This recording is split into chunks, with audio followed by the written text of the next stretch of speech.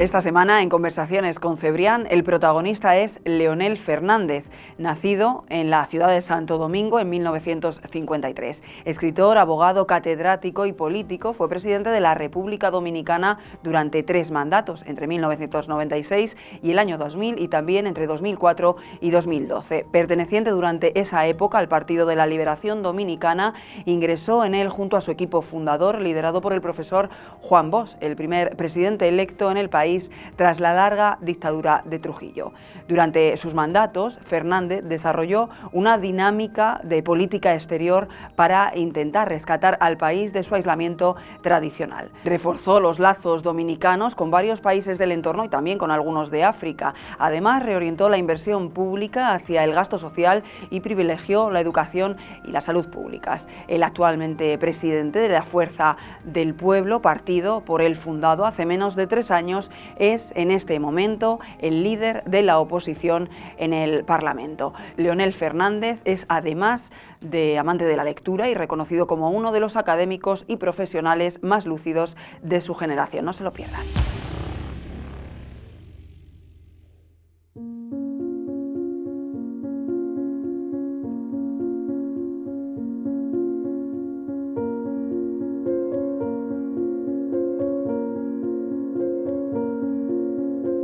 Buenos días, presidente. Muy buenos días, Juan Luis. Bienvenido a The Objective.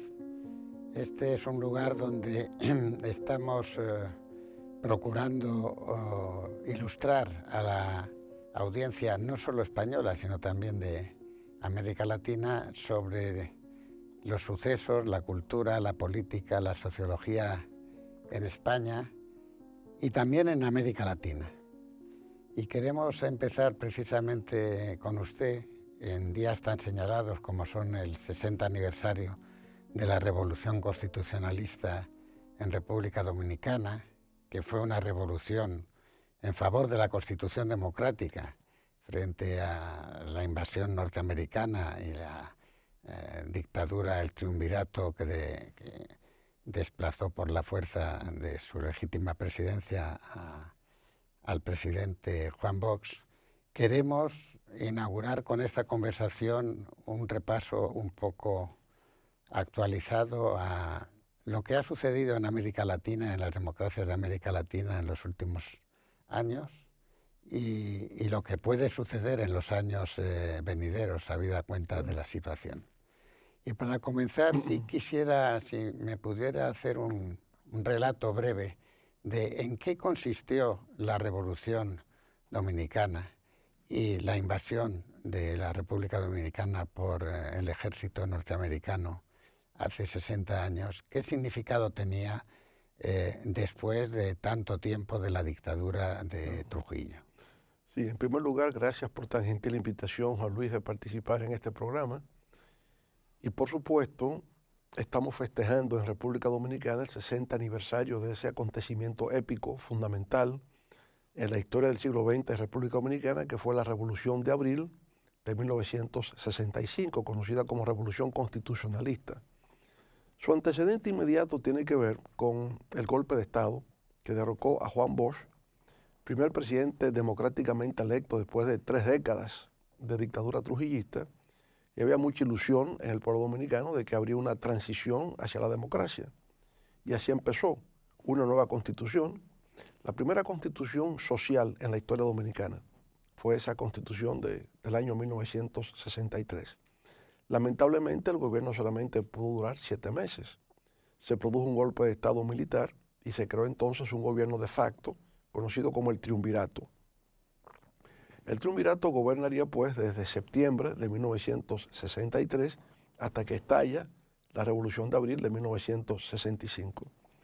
Había ya un grupo de jóvenes militares, a nivel de coroneles básicamente, que estaban procurando retornar a Bosch al poder, que estaba exiliado en Puerto Rico. Cuando se produjo el golpe, él fue a Puerto Rico y allí estaba.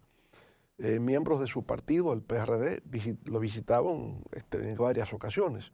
De manera que había una cierta comunicación. Y esos jóvenes militares estaban pensando justamente en crear un movimiento cívico-militar para sacar del poder al gobierno de facto. Los hechos se adelantaron, no estaba previsto que fuera un 24 de abril. Y entonces, bueno, ahí estalla la revolución. José Francisco Peña Gómez, entonces muy joven, era secretario de prensa del Partido Revolucionario Dominicano, tenían un programa radial llamado Tribuna Democrática, y desde ese programa, a la 1:30 de la tarde, llama al pueblo a tomar las calles en defensa del orden constitucional. Bueno, entonces ya ese día, inesperadamente para el pueblo dominicano, hay un movimiento alcista cívico-militar. Tienen una reunión en la embajada norteamericana. El embajador norteamericano no estaba en el país. Los americanos desalientan este movimiento espontáneo, cívico que ha surgido en la población dominicana. Pero los constitucionalistas siguen su lucha. Se produce una batalla importante el día 27, llamado la Batalla del Puente, el Puente Juan Pablo Duarte, porque el grupo contrario al movimiento constitucionalista estaba en la base de San Isidro, que queda al este del río Sama. Por tanto, tendrían que cruzar ese puente para llegar entonces al corazón de la ciudad. Los tanques de guerra intentaron cruzar, pero el pueblo en armas, con los jóvenes militares, frenaron y se dio un gran triunfo, un triunfo militar del movimiento constitucionalista. Y se entendía ya que el movimiento había triunfado. Incluso Juan Bosch ya se preparaba para retornar a la República Dominicana, cuando de repente Estados Unidos ordena una intervención militar al día siguiente, el día 28. Y lo que empezó como una guerra, una revolución armada para retornar a Bosch a la Constitución al mismo tiempo, se convirtió en una guerra patria en defensa de la soberanía nacional, porque eran 23.000 soldados norteamericanos que llegaban a República Dominicana. Primero decían que para proteger las vidas de los ciudadanos norteamericanos que estuvieran en República Dominicana, como de otros extranjeros. Pero pronto cambiaron la narrativa y llegaron a decir que era porque la revolución se había tornado comunista, que había una lista de 50 comunistas que estaban allí y que habían tomado el mando de la revolución, lo que no era cierto. Fue una falacia que se creó en aquel momento. Claro, estábamos en la época de la Guerra Fría, hay una proximidad geográfica de República Dominicana con Cuba, se inventaron la idea de que Estados Unidos no permitiría una segunda Cuba en la República Dominicana y sobre esa base frustraron el triunfo definitivo de la revolución constitucionalista, revolución democrática que restituiría un presidente legítimamente electo por el pueblo dominicano y restablecer una constitución que fue votada por una constituyente, lo que fue por consiguiente un craso error de Estados Unidos confundir un movimiento reformista, democrático, constitucionalista con una revolución comunista. Esto paradójicamente se pone de actualidad con la segunda elección del presidente Trump en los Estados Unidos, porque responde de alguna manera a una teoría elaborada precisamente por don Juan Bosch, al que yo conocí durante su exilio, paradójicamente en la España franquista, que escribió un ensayo que se llamaba El Pentagonismo, y donde venía a decir que el pentagonismo era sustituto del imperialismo. Venía a decir que Estados Unidos, mediante el poder militar, había establecido un imperio que empezó con la anexión de Texas y California, la ocupación de México, que se quedaron con más del 50% de México, y luego la guerra con España, que hizo que España perdiera Cuba, Puerto Rico y Filipinas. Ahora vemos a Trump también de repente con ambiciones expansionistas. Ha llegado a hablar incluso de anexionarse Canadá y Groenlandia o de comprar Groenlandia.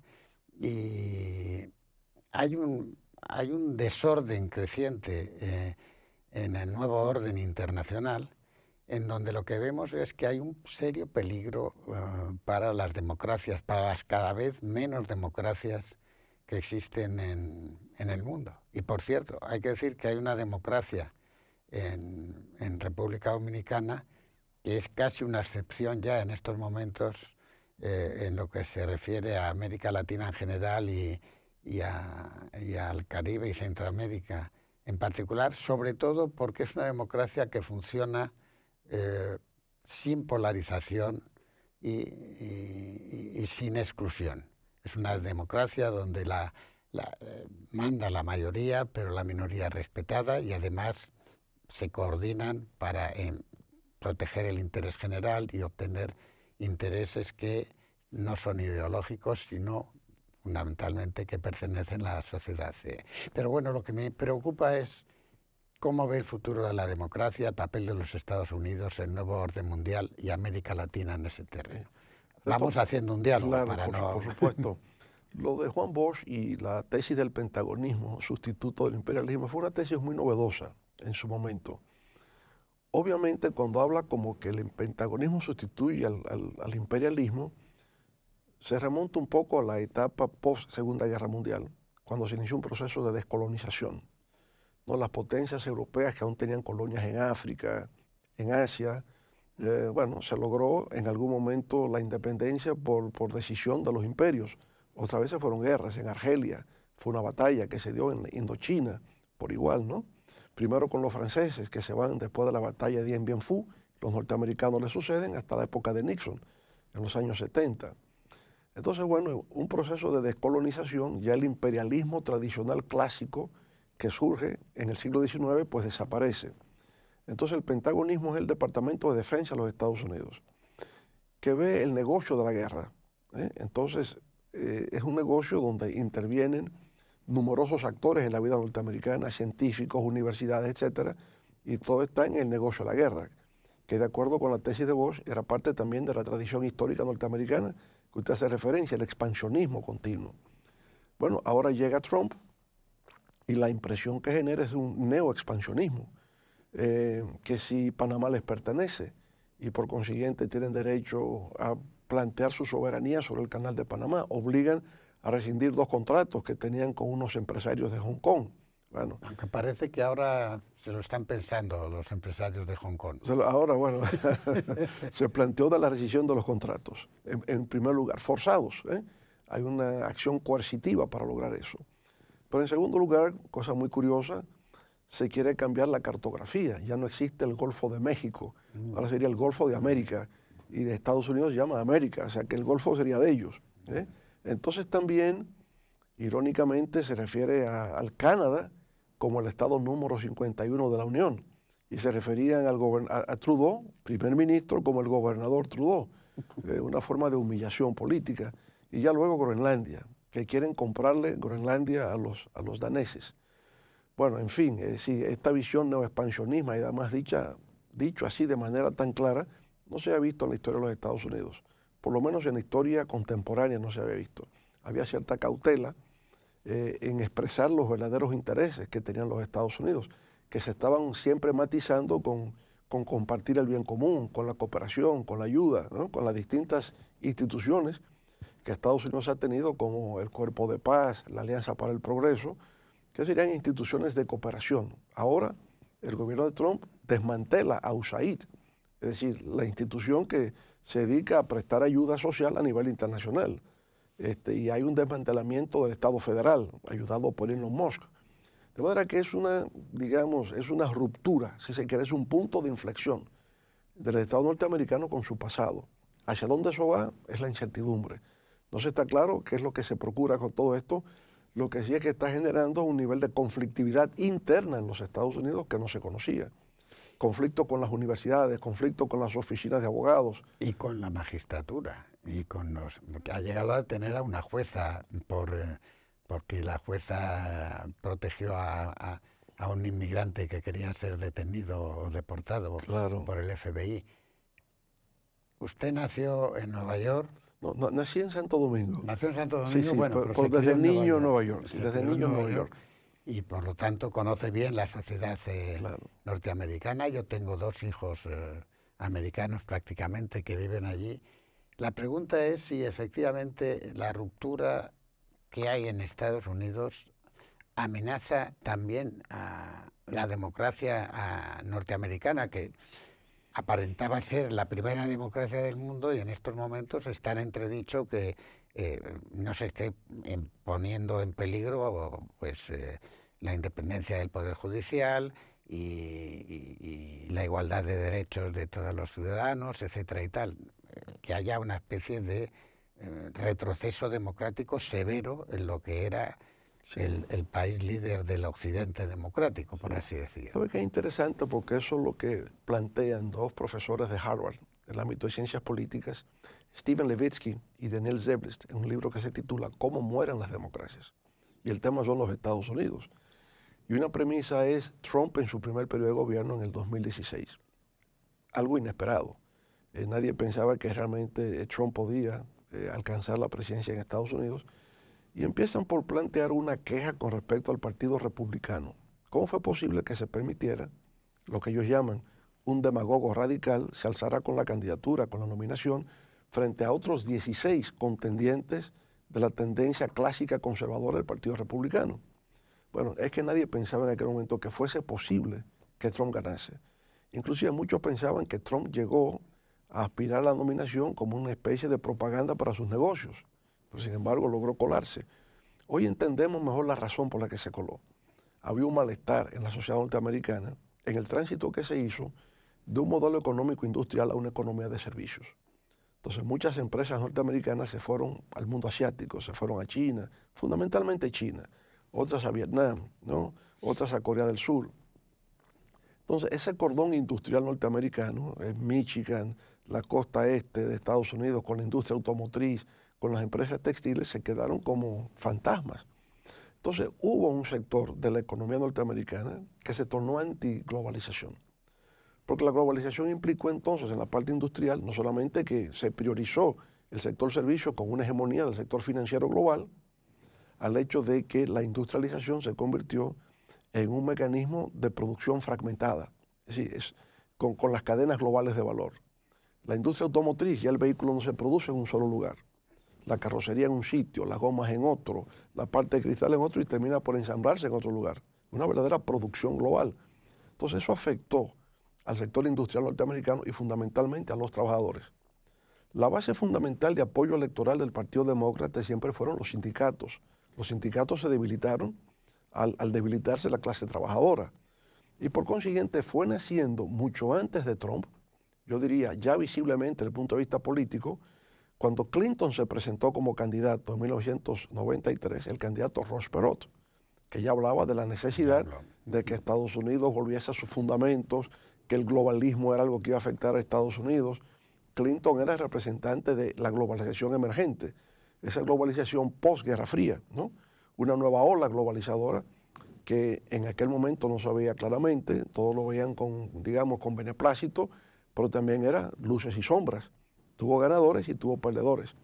Los perdedores se fueron radicalizando en contra del modelo globalización y fueron encontrando entonces esa representación política en un Ross Perot, en un Pat Buchanan y finalmente en Donald Trump. Y Trump pues rompe con el conservadurismo tradicional del Partido Republicano, que fue partidario de la globalización. Eso es tanto Bush padre como Bush hijo, republicanos ambos, y que fomentaron también el acuerdo de libre comercio con toda América Latina, el ALCA. Primero fue Bush padre, después lo siguió Clinton.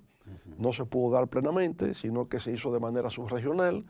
Tenemos el CAFTA, que viene siendo Estados Unidos, Centroamérica y República Dominicana, el DERECAFTA, pero no se llegó a América del Sur. Vamos a hablar de Estados Unidos, Centroamérica, el Caribe, digamos, lo que siempre ha sido denominado como el patio trasero del imperio americano, de los Estados Unidos, y también de América Latina. En estas circunstancias, con una guerra en el corazón de Europa, con esa crisis interna en los Estados Unidos, esa polarización tremenda y esa lucha antiglobalización, una especie de nuevo nacionalismo industrial que parece que se quiere imponer, con esos cambios geográficos. Y un proteccionismo comercial. Y con el proteccionismo comercial, con los aranceles, etcétera, y con la expulsión de los inmigrantes ilegales, incluso el encarcelamiento de algunos de ellos en las cárceles de El Salvador.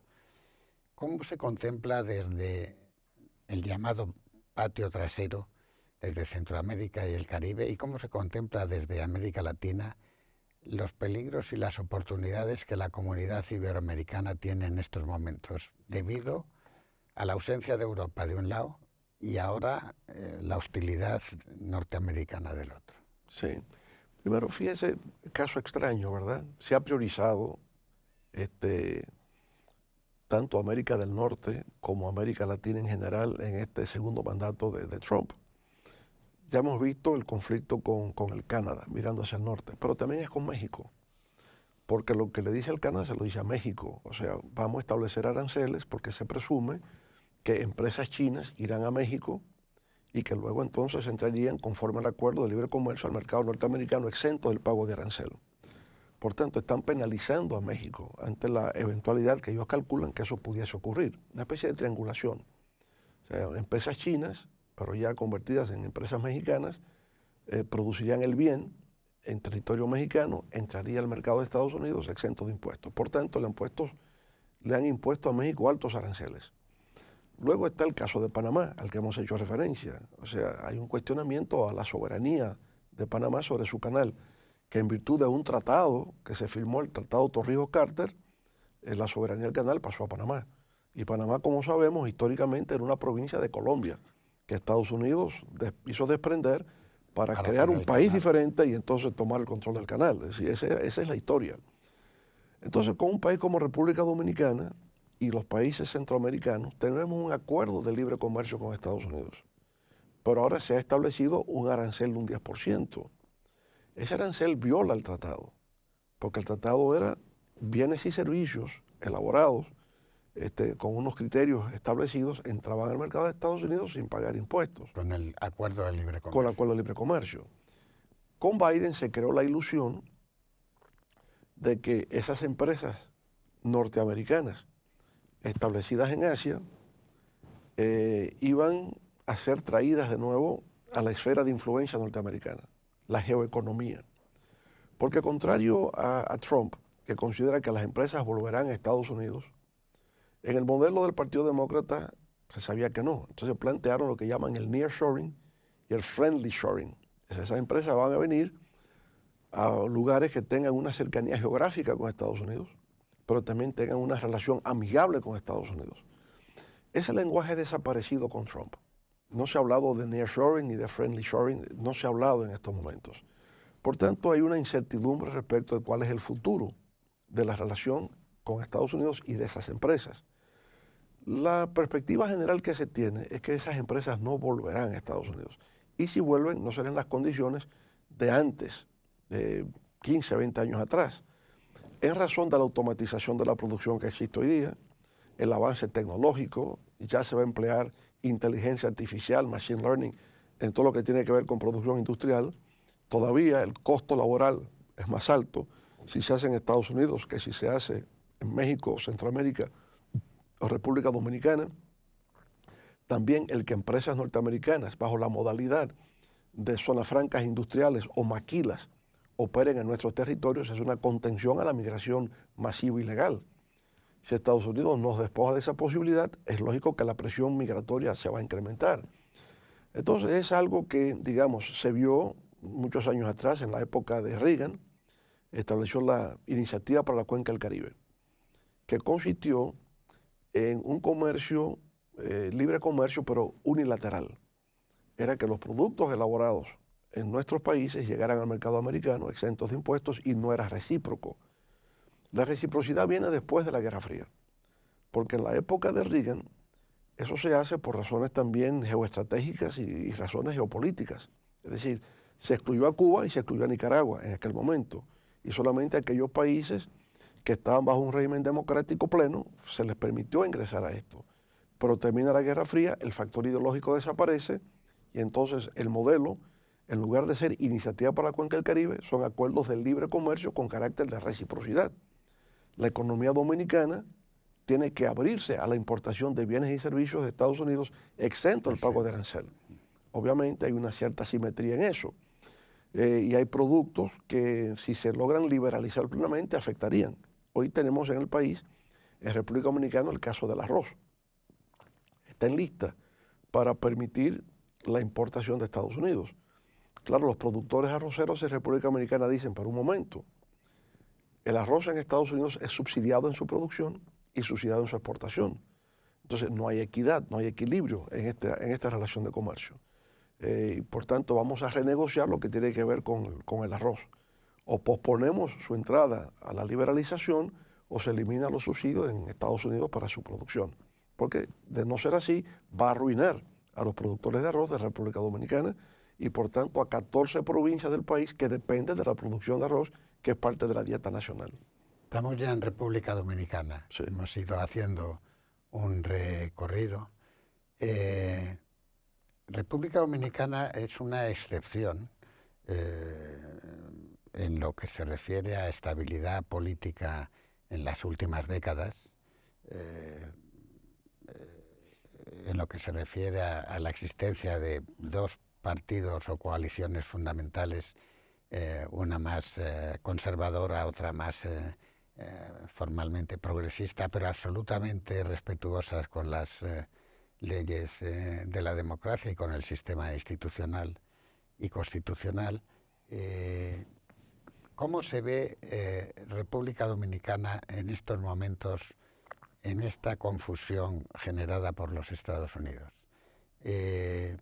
¿Puede tener República Dominicana algún papel concreto y especial? ¿Qué pasa con la situación en Haití, de la que últimamente no se ha hablado mucho, pero es una situación siempre preocupante precisamente en el Caribe, y los esfuerzos que se hicieron en la época Clinton, etcétera, para resolver los problemas después del terremoto, etcétera, no han surtido efecto, y en este momento es un lugar gobernado por bandas de malhechores fundamentalmente?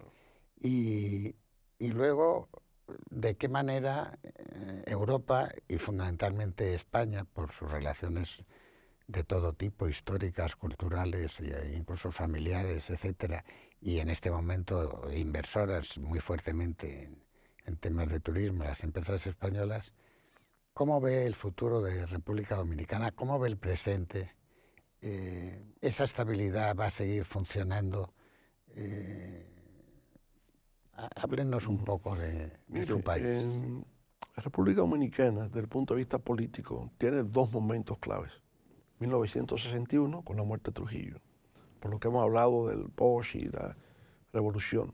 Del 61 hasta el 78, la naturaleza del debate nacional fue la política, libertad, democracia, elecciones libres, etc.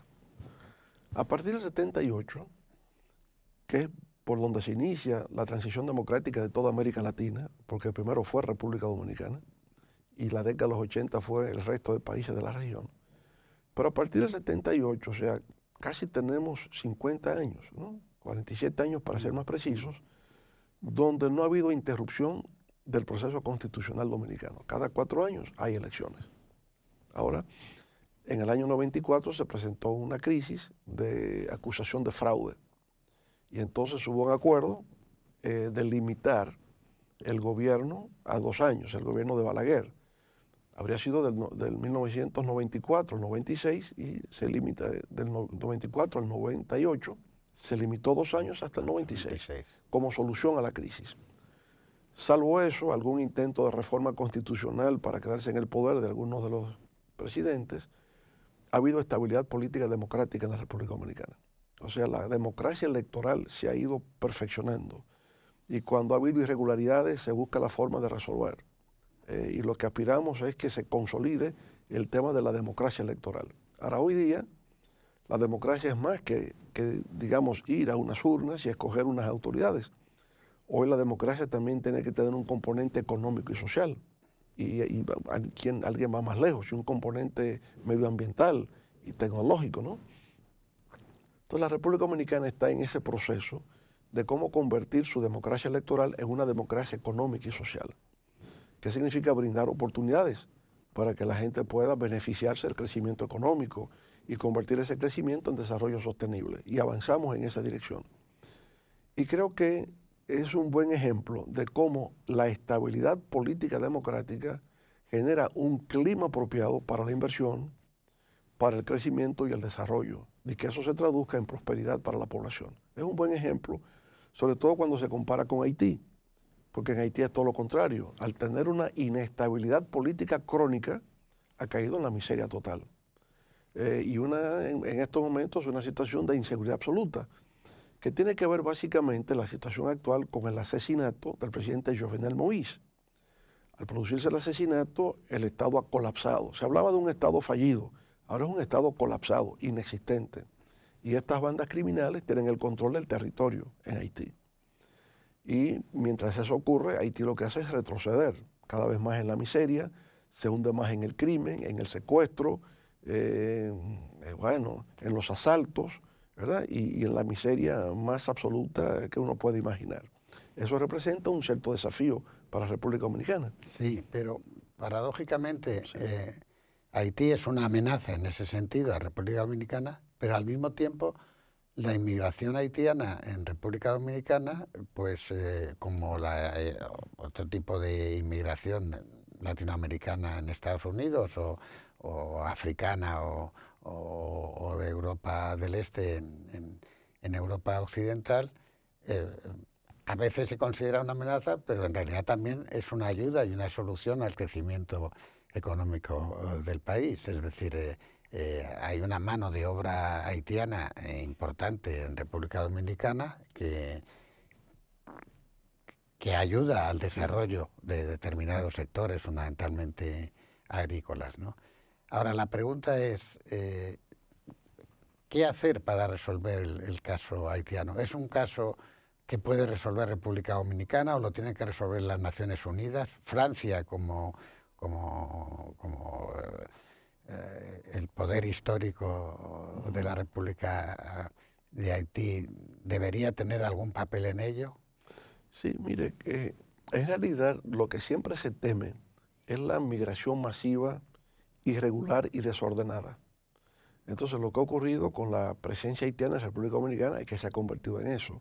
Es una presencia masiva que se está teniendo, irregular, ilegal, desordenada. Entonces a eso hay que ponerle freno. Y por supuesto eso implicaría necesariamente deportar diariamente a todos aquellos que se encuentren indocumentados, que se encuentren de manera ilegal en el país. Y de eso es que se trata, lo que está ocurriendo hoy día. ¿Por qué ha ocurrido eso? Porque esa migración viene desde siempre, estamos conscientes. Pero ha habido varios cambios que se han dado en ese proceso migratorio. En la época de Trujillo y en la época de los gobiernos de Balaguer, la industria azucarera jugaba un papel importante en nuestra economía. Entonces había un contrato entre estados que permitía la importación de trabajadores de la caña, que es un trabajo temporal, mientras dura la cosecha de la producción de caña. Una vez que terminaba la cosecha, retornaban a Haití, porque solamente se concentraban en la industria azucarera. Lo que ha ocurrido hoy día es que la industria azucarera ya no tiene el papel protagónico que tenía antes en la economía nacional. Y por tanto la presencia haitiana se ha diversificado. Está en la producción de guineos, está en la producción de tomates, está en la producción de arroz, está en la construcción. Su presencia se ha diversificado y ya no hay el control que se tenía en otros tiempos. Terminada la producción, se regresa, se quedan y al quedarse, bueno, se multiplican y nacen los hijos de migrantes indocumentados y qué hacer con ellos. Entonces ellos exigían que esos nacidos en territorio dominicano fueran declarados dominicanos. Se dio una batalla con respecto a eso. Se estableció claramente que en el caso dominicano no existe el jus solis, en nosotros es el jus sanguinis. Tiene derecho a reclamar la nacionalidad el hijo de dominicanos y de extranjeros, pero que estén nacionalizados o que tengan residencia regular, que no es el caso de la mayoría. Ahora incluso vienen mujeres embarazadas a dar a luz en los hospitales de República Dominicana, lo que ha creado una gran tensión. Bueno, entonces esto ha generado ciertamente una reacción adversa por parte de la población dominicana. Antes se quedaba a nivel político, entre gobernantes. Hoy día es un tema que afecta a la sociedad dominicana. Porque también, en adición a cómo ha habido una mutación de la presencia migratoria, también ocurrió que en Haití los gobiernos de Preval fueron los dos periodos de gobierno, coincidimos, donde hubo estabilidad en Haití. Y estaba presente también una misión de Naciones Unidas conocida como la MINUSTAH, más de 1.000 hombres, pero además llegaban $1.000 millones a la economía haitiana que se distribuían en pequeños negocios, era un cierto alivio. La MINUSTAH termina su mandato, no había una policía preparada, hay una disolución del ejército y lo que ha predominado es el caos. A eso se le añade, como he dicho previamente, el asesinato de Jovenel Moïse y ya es tierra de nadie. Y eso, ya en ese contexto específicamente, las bandas criminales, la migración ilegal masiva, ya representa más una amenaza que una oportunidad para la República Dominicana.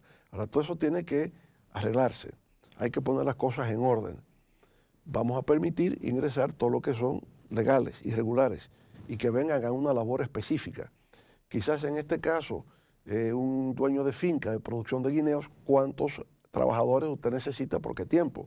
Y eso se puede regularizar.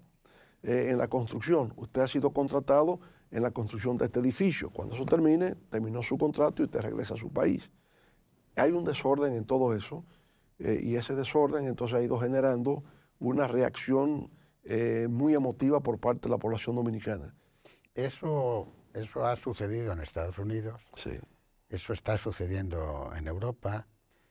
El problema además sirve de acicate para el crecimiento de partidos de extrema derecha en Europa. Digamos, el problema de la cuestión de la emigración y de la inmigración ilegal de los países más desfavorecidos a los países más desarrollados o mejor establecidos es un problema que empieza a ser mundial. Sí, sí. Y parece que no habría otra solución que ayuda del mundo desarrollado a los países subdesarrollados a que tengan un mayor nivel de vida, etcétera y tal, ¿no? Porque en Europa vienen inmigrantes en pateras en el mar, mujeres embarazadas, Sí. que hay que ver lo mal que deben vivir en sus lugares de origen para abordar ese peligro formidable de las travesías en el mar, donde cerca de 40.000 personas perdieron la vida en el mar Mediterráneo tratando de emigrar ilegalmente, ¿no? Y parece que Naciones Unidas y los diversos países receptores de inmigración deberían hacer una política de ayuda a los países que efectivamente generan migración, porque nadie quiere irse de su país ni de su casa si no es por una necesidad grave, ¿no? Entonces, Naciones Unidas, Sí. estamos en medio de un riesgo de guerra mundial, según dice el presidente de la primera potencia mundial del mundo, de la primera potencia militar del mundo. Parece que Naciones Unidas y las instituciones multinacionales, la Organización Mundial del Comercio, la OIT, etcétera y tal, están perdiendo también peso y capacidad de influencia en los gobiernos nacionales. Sin duda que hay una crisis del multilateralismo, no cabe duda que eso es así. Y naturalmente el derecho de veto en el Consejo de Seguridad hace que los conflictos no puedan resolverse con el peso con que debe llevarse a cabo. Yo no diría que hay una crisis de Naciones Unidas, porque Naciones Unidas como tal es la convergencia de los 194 Estados miembros. Entonces, solamente puede hacer lo que los Estados miembros decidan. Claro, lo que está ocurriendo es el cambio geopolítico que se da a nivel mundial. Porque cuando termina la Guerra Fría, hay un poder unipolar, que es el de los Estados Unidos. Rusia está prácticamente en una humillación total, ¿verdad? La disolución de la Unión Soviética llevó a Rusia a ser un país tercermundista.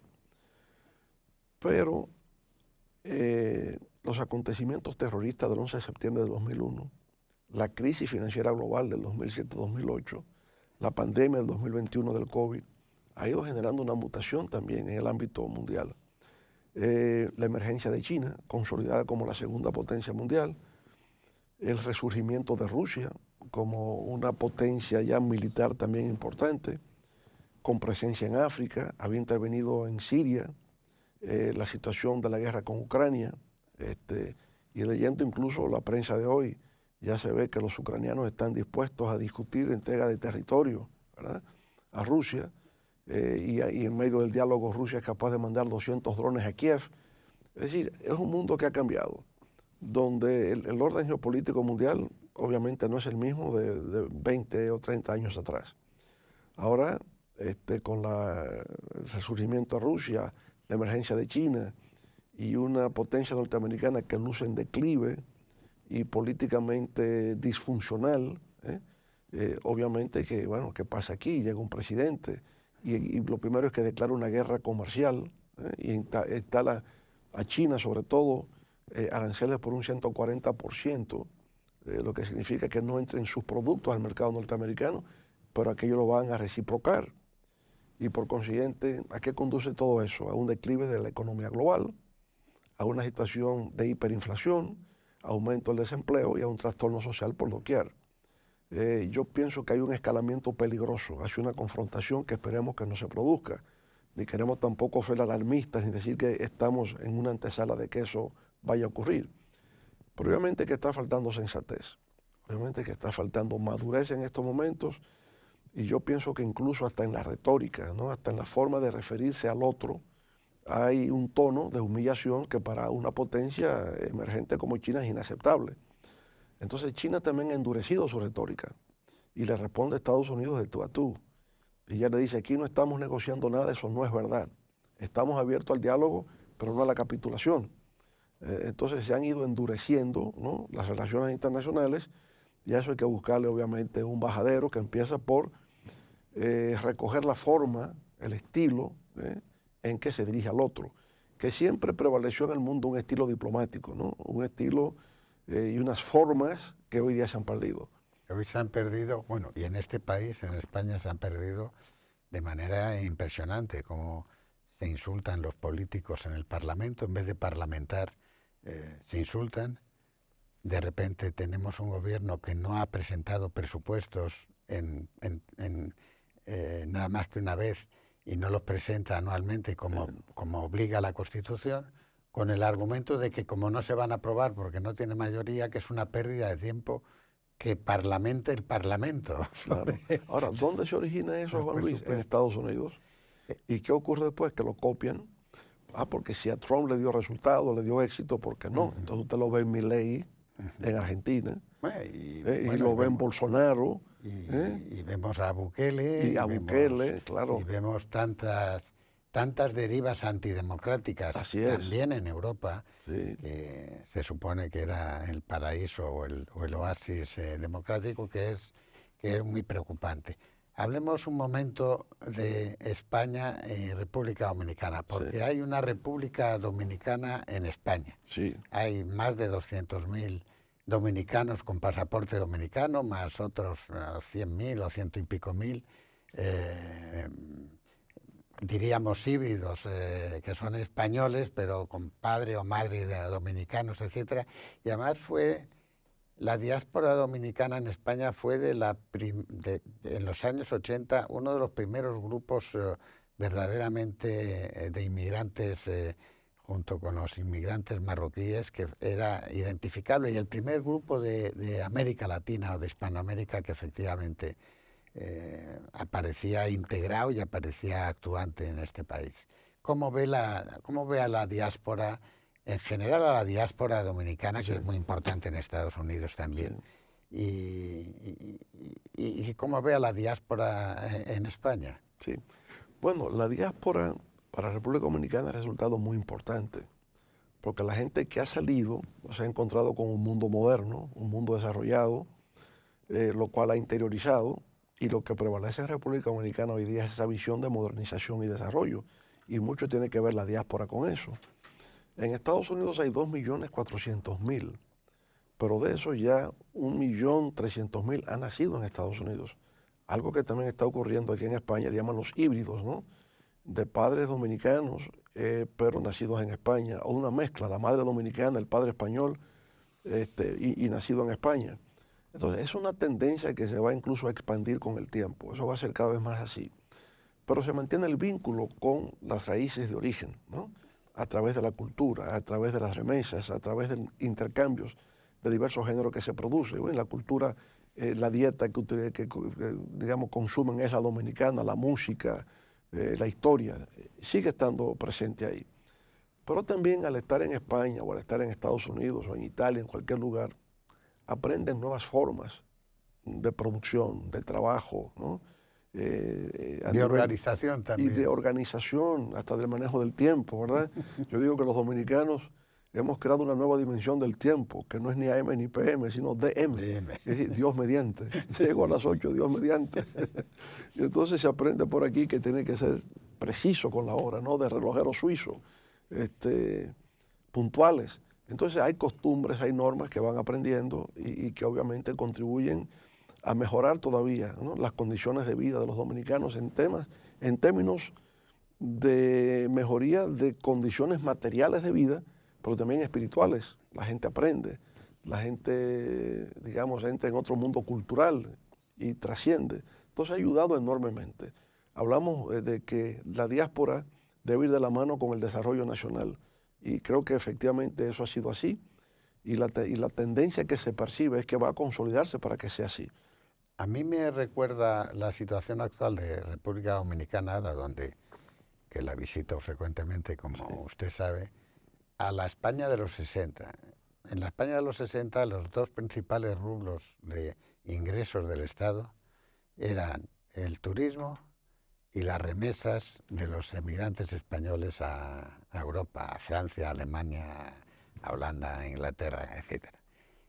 Esos son los dos rubros principales también de los ingresos fiscales del Estado dominicano y es lo que a mí me hace suponer que efectivamente si se aprendiera la lección de España, que aprovechó esa oportunidad para industrializarse Sí.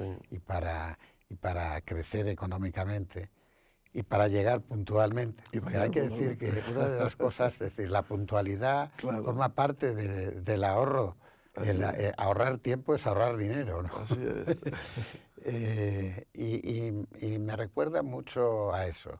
Pero sin embargo veo, y no sé cómo lo ve usted, no solo desde Dominicana, sino desde su experiencia hispanoamericana, veo que la política española, no hablo de este gobierno solo, sino de los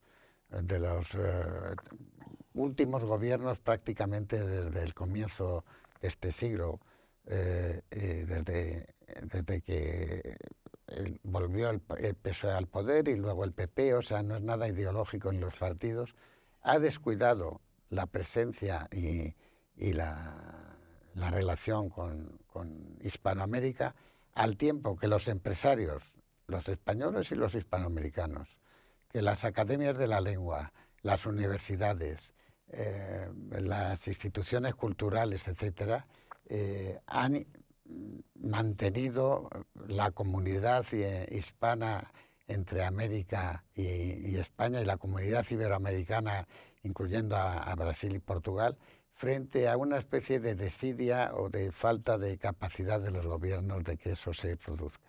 ¿Cómo se ve eso desde América? Mire, yo tuve una muy buena experiencia al llegar al gobierno en 1996, que se hacían las cumbres iberoamericanas. Para mí esas cumbres jugaron un papel trascendental, incluso hasta en mi forma de entender la política internacional. Y España estaba jugando un papel de liderazgo y real, ¿no?, con esas cumbres. Ahora, ¿qué es lo que ha cambiado y por qué ha cambiado? Yo pienso que fue el impacto de la crisis financiera global del 2007-2008. Afectó mucho a España.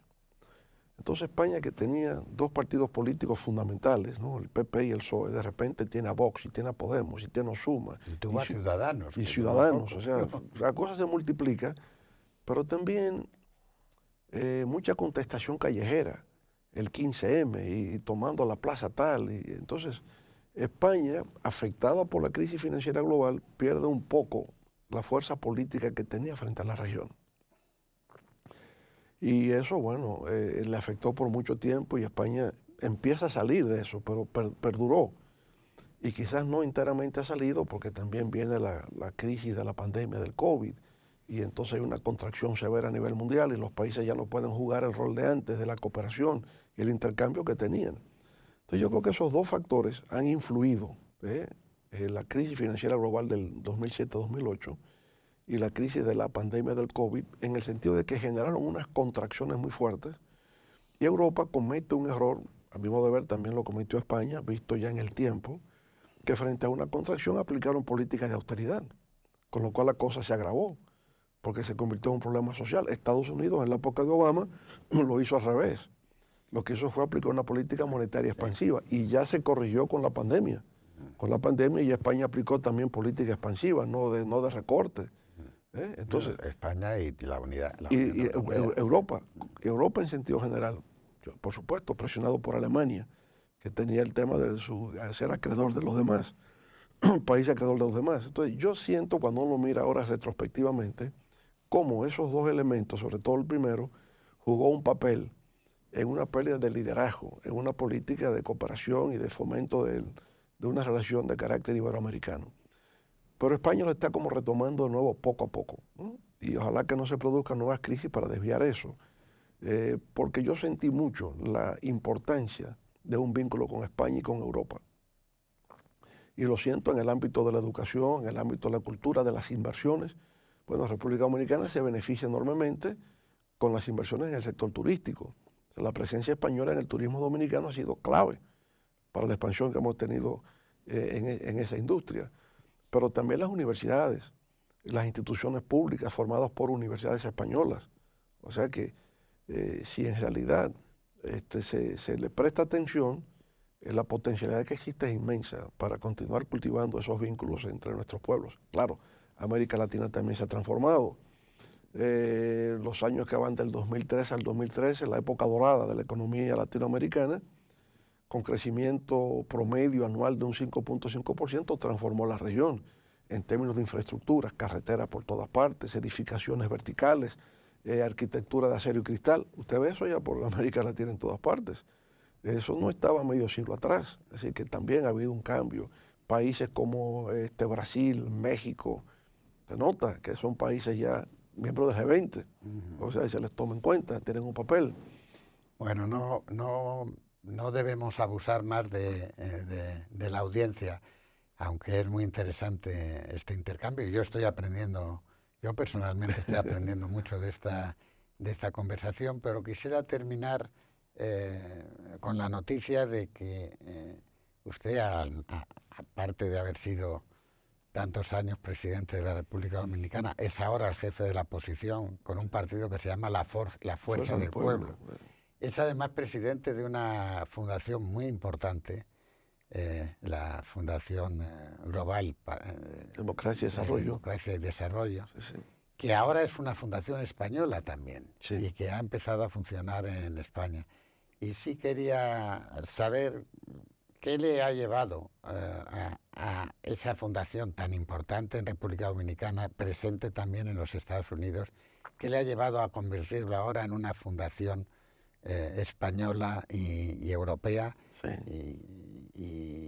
y que culminemos así esta conversación respecto a qué papel puede jugar Funlode precisamente en el desarrollo democrático y en el desarrollo económico de este país y de Europa. Claro.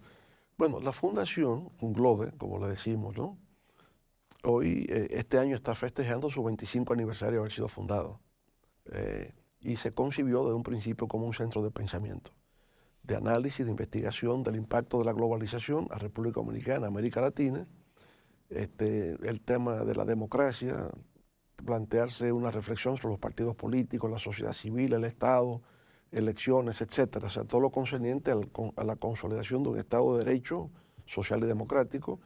Y finalmente, desarrollo sostenible. Son sus tres ejes de trabajo. Siendo de carácter global, nos vinculamos desde un primer momento con Naciones Unidas. He presidido la Asociación Dominicana de Naciones Unidas y en un momento dado también la Federación Mundial de Asociaciones de Naciones Unidas, o AFUNA. Entonces, lo global es la vinculación con Naciones Unidas, con varias instituciones, con varias agencias de Naciones Unidas, fundamentalmente con el Consejo Económico y Social, con la UNCTAD en Ginebra, porque trabajamos el tema de los commodities, y con la UNESCO en Francia por los temas de comunicación, cultura y educación. Entonces, ahí es su carácter global. Una presencia entonces en Nueva York, trabajando con Naciones Unidas, y con las universidades norteamericanas, igual en la Florida. Entonces, en España, bueno, hemos tenido una relación con España, la fundación, también desde 25 años atrás.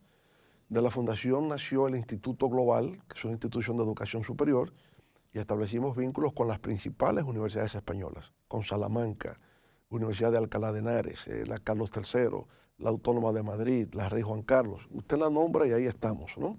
Hemos estado. Y hemos sentido el impacto positivo que estos acuerdos con las universidades españolas han tenido. O sea, nuestros profesionales han elevado su nivel. Cuando estuve en el gobierno teníamos un plan de becas y más de 30.000 estudiantes dominicanos vinieron a estudiar a España en distintos ámbitos, en medicina, en ingeniería industrial, en ciencias sociales, economistas, politólogos. Bueno, y uno nota el gran cambio que esos profesionales dieron por haber venido a estudiar a España. Luego, fuera del gobierno, hemos querido mantener esa relación y bueno, en España hay una actitud de apertura total, o sea, las puertas se abren, uno solicita intercambios y eso está a la disposición. Entonces nos pareció que llegó el momento de no solamente hacerlo desde República Dominicana, sino en la propia España. Y estando aquí, tener un acercamiento con la diáspora dominicana en España, que se pueda beneficiar de cómo las instituciones españolas con las cuales trabajamos también puedan contribuir al fortalecimiento cultural, educativo de ellos aquí en España. Y claro, también usarlo para fomentar elementos de la cultura nacional dominicana. Pues le deseo a la FUNLOD de España muchos éxitos.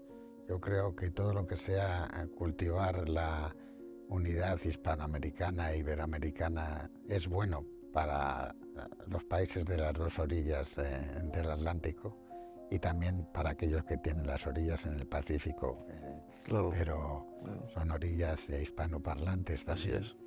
Le agradezco muchísimo esta conversación y espero que tenga muchos éxitos culturales, políticos y personales en el futuro. Muchas gracias, Juan Luis. Y por supuesto, para garantizar la eficacia de FUNLOD en España, le pedimos a Juan Luis Cebrián que fuera parte del patronato y él gentilmente ha aceptado. Muchas gracias. Gracias a usted y muchos éxitos también en este programa.